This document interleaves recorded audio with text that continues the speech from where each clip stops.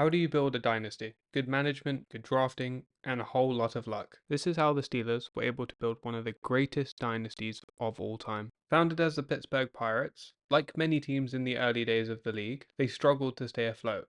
And for the better part of 40 years, they were bad. They call it SOS. Same old Steelers, they find a way to lose. This was the mantra of the fans before the 70s. With more losses than any NFL team in history up to this point, you can understand why. They were founded in 1933 and did not achieve a winning season till 1942, and they only made one playoff game up until 1972. That was in 1947, where they lost to the Eagles 21-0. So how did they turn things around? I'm going to explore 4 factors today. Their turnaround has been attributed to the draft, and rightly so, but the right players would not have been drafted if one man, Bill Nunn Jr., was not there. Nunn was a scout for the Steelers, and his first selection was Mean Joe Green, the anchor of the defensive unit. He was drafted 4th in 1969. Nunn had connections and an understanding of talent at historically black colleges and universities that most teams didn't pay attention to back then. He had built a network with coaches at these universities when working at a prestigious black newspaper as a sports writer. He had an eye for talent and brought his skills, as well as connections, to the Steelers.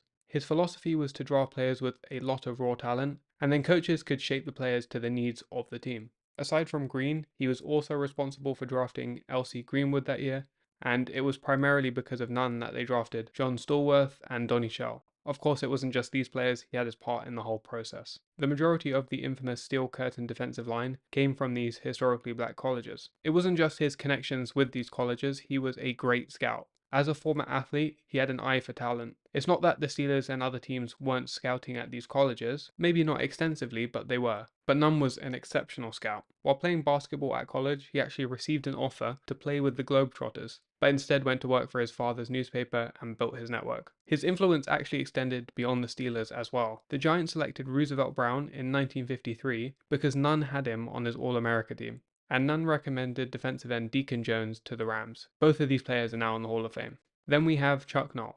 Art Rooney would say, when Chuck became our head coach, he brought a change to the whole culture of the organization. He wasn't the first pick, however. That was Pennsylvania college coach John Paterno, but Joe would reject the offer, and that left Art Rooney to give Noll the call. Noll worked with legendary coach Don Shula as a defensive back coach, and when Chuck Noll arrived, he set a new tone for the franchise, and it timed perfectly with the new personnel that was funneling in from the draft. Noll himself would be instrumental in the drafting process. Ultimately, he had the authority to draft a player he liked, and he was heavily involved in the draft process, and most coaches were not back then. The ownership believed in Noll, and so did the players. In his first 3 years, Noll had a record of 12-30. It didn't matter though, everybody saw the vision, but in today's league, how many would have fired Noll at this point? This message, once pinned in the Steelers' locker room, encapsulates his philosophy well. When geese fly in formation, they travel 70% faster when they fly alone. The next time you see a formation of geese, remember that it is a reward, a challenge, and a privilege to be a contributing member of a team. And speaking of the team,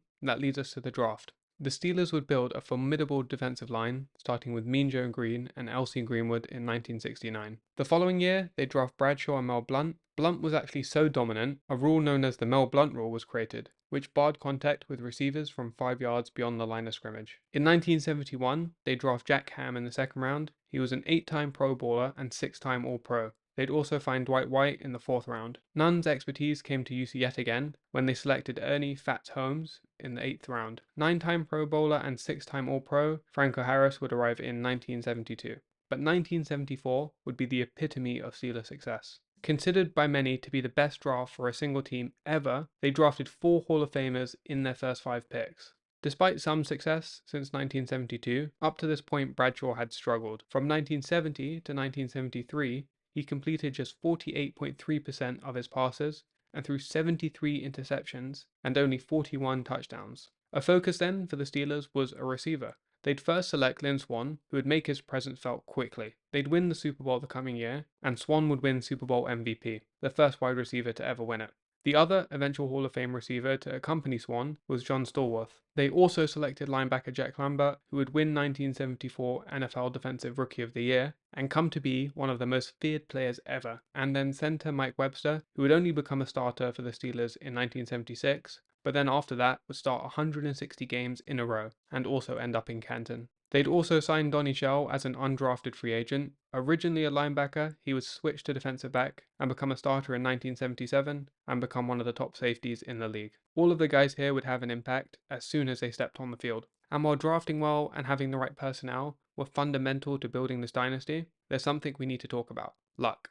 More specifically, a coin toss. Following the 1969 season, the Bears and Steelers were tied for the worst record in the league, 1-13. Back then, the first pick was decided by a coin toss if there was a tie in records. The Steelers would get the number 1 pick and select none other than Terry Bradshaw. There were no other noteworthy quarterbacks this draft, and if the coin flip went the other way, this story might have never been told. Although the Steelers' best draft was 1974, the first big moment for them came in 1972. They had completed their 40th season and were in the playoffs for only the second time in its existence. They had also achieved their first winning record since Noel arrived.